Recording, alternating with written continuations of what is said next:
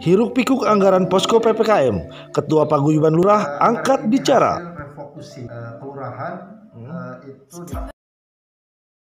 Hiruk pikuk terkait anggaran posko PPKM tingkat RW dari pemerintah Kota Cilegon yang jumlahnya 13 juta rupiah, yang hingga saat ini di sebagian RW belum kunjung cair. Ketua Paguyuban Lurah Kota Cilegon, Muhriji, angkat bicara tanggal 27 Juli tahun 2021. Kepada News Cilegon, Muhriji menjelaskan bahwa anggaran posko tersebut, meski nominalnya ada, akan tetapi jumlah nominal tersebut bukan dalam bentuk uang tunai, akan tetapi dana tersebut dalam bentuk kegiatan yang di pihak ketiga kan.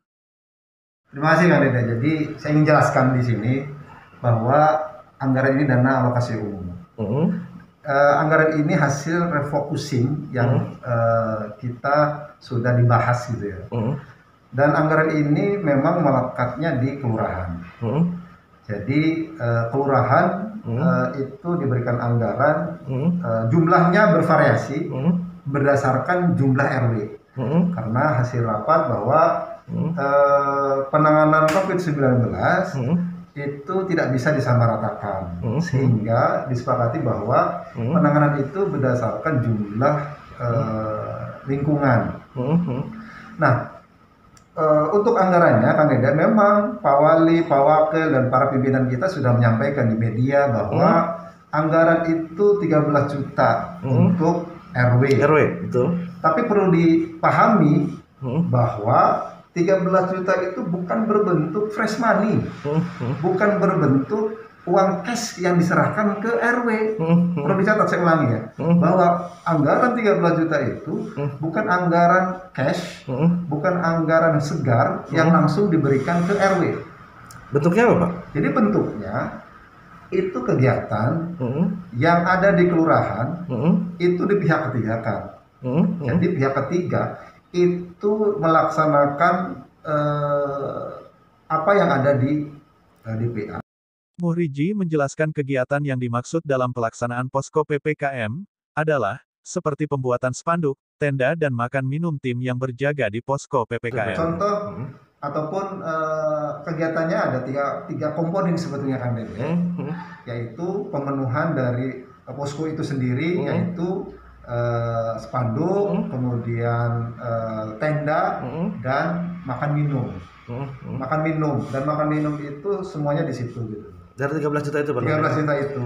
Terkait dana yang belum keluar di sebagian kelurahan, Muhriji menerangkan bahwa hal itu tergantung dari setiap kelurahan yang harus aktif untuk bertanya terkait sistem pencairannya. Sebetulnya dana itu tinggal masing-masing kelurahan itu bisa lebih aktif gitu loh. Aktif dalam arti harus banyak-banyak bertanya bagaimana pencairan. Karena pencairan itu Kang Deda tidak langsung anggarannya langsung sudah dianggarkan masing-masing langsung cair, tidak bisa begitu. Jadi ada mekanismenya salah satunya harus masuk dalam sistem pengadaan atau sistem informasi pengadaan dulu lewat Barjas. Jadi kalau itu belum dimasukkan, itu nggak akan bisa keluar Kang Deda, karena itu syarat gitu loh. Sehingga kenapa ada lurah yang sudah keluar, ada yang belum. Nah, salah satunya itu Kang Deda. Oh, sekarang ini ada yang keluar, ada yang belum. Ada yang belum. Di Purwakarta saya pikir mungkin semua hampir sudah ya. Di luar lain belum. Terkait perpanjangan masa PPKM, Muhriji menegaskan bahwa posko PPKM tetap mengacu pada kebijakan pusat, meski anggaran posko PPKM hanya sampai dengan 15 hari. PPKM darurat ini kita konteksnya mengacu pada pusat, bahwa waktu itu tanggal 3 sampai tanggal 20 kemudian berpanjang sampai tanggal 2 Agustus. Nah, kita itu 15 hari Kang Dede. Nah, 15 hari itu kita sudah melaksanakan tuh. Nah, karena ini sudah anggarannya selesai, ada beberapa lingkungan termasuk saya ada yang masih tetap bekerja gitu. Jadi kalaupun misalkan tendanya selesai tapi strukturnya masih mereka masih diberikan ataupun memberikan kewajiban untuk melaporkan dari jumlah yang isoman berapa, yang terinfeksi berapa, yang meninggal berapa, yang vaksin berapa dan sebagainya. Walaupun poskonya nggak ada, Pak. Walaupun poskonya nggak ada. Artinya bukan poskonya tapi tendanya nggak ada ya. Tapi person dan strukturnya masih ada. Muhriji berharap Untuk kegiatan posko PPKM, perlu diadakan evaluasi, sehingga jika hal seperti ini terjadi, tidak ada lagi kekurangan di dalam posko PPKM. Sebenarnya saya ini sebagai evaluasi dan masukan sebetulnya. Nanti ke depan saya mohon ke Pak Wali atau pimpinan kita, penanganan posko itu tidak harus komprehensif gitu, dan nanti harus lengkap gitu loh.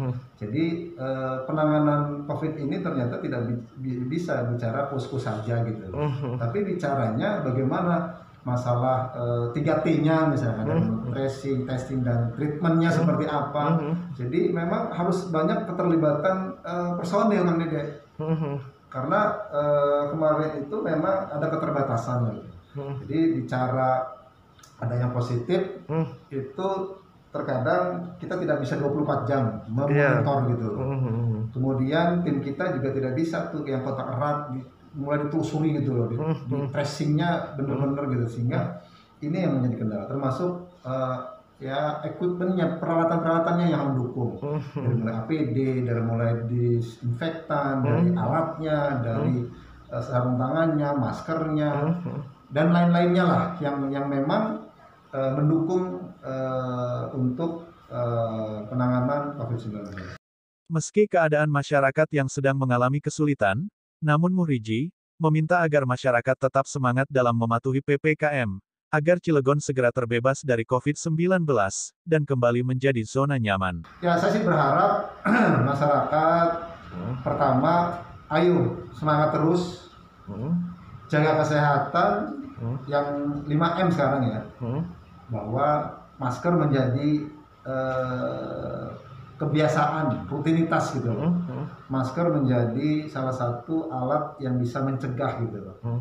Dan cuci tangan, kemudian hindari kerumunan dan sebagainya.